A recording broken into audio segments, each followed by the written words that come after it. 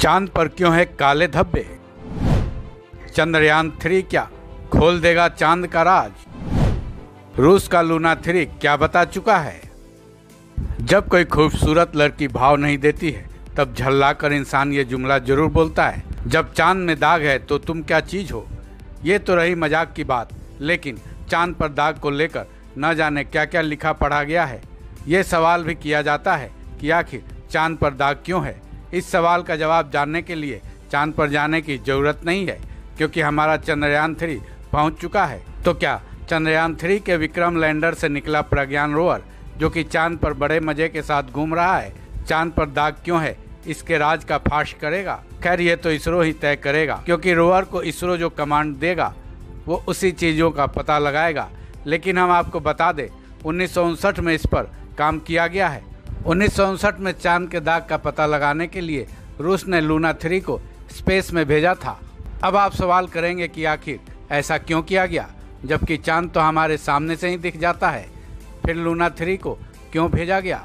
रूस के वैज्ञानिकों को चांद के पिछले हिस्से के बारे में जानने की जिज्ञासा जागी।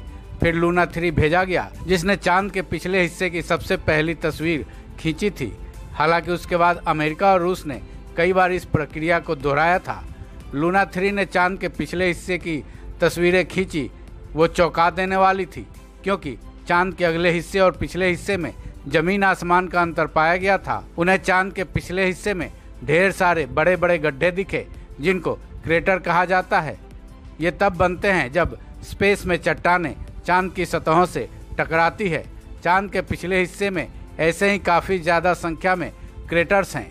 चलो, ये तो हुआ कि चांद पर बड़े बड़े गड्ढे यानी क्रेटर्स हैं, लेकिन वो सवाल अभी भी वहीं का वहीं है कि चांद में काले धब्बे आए कहाँ से। वैज्ञानिकों ने जब इस पर गहन अध्ययन किया तो अब इसका राज खुला। दरअसल इन काले धब्बों को मारिया नाम दिया गया था। मारिया का लैटिन भाषा में समुद्र मतलब होता है। इंसान जब तक चांद पर नहीं पहुंचा था तब तक उसे यही लगता था कि ये काले धब्बे चांद के समुद्र के थे, जो अब सूख चुके हैं। लेकिन जब इंसान चांद पर पहुंचा, उसके सैंपल्स ले आए, तब सब कुछ सामने आया। वैज्ञानिकों ने पाया कि चांद के काले धब्बे तो थे समुद्र ही, लेकिन इनमें पानी न होकर लावा भरा हुआ था। ये लावा चांद की सतह से टकराई चट्टानों से बने बड़े बड़े गड्ढों में भर गया था, और जब वो ठंडा हुआ तब वहीं जम गया। बीतते समय के साथ ये लावा जमकर बेसोल्ट की काली चट्टानों में बदल गया। यही बेसोल्ट की काली चट्टानें हमें काले धब्बे के रूप में दिखते हैं। यहाँ भी एक सवाल है कि चांद के सामने साइड का ही लावा क्यों निकला, पिछले हिस्से का क्यों नहीं? 1959 के बाद अब तक ये सवाल एक मिस्ट्री ही है, जिसे सुलझाया नहीं जा सका है। ऐसे में ये कहा जाने लगा है कि शायद चंद्रयान 3 इस मिस्ट्री को हल करने में सफलता हासिल कर ले। इस खबर में बस इतना ही। बाकी अपडेट्स के लिए जुड़े रहें वन इंडिया हिंदी के साथ।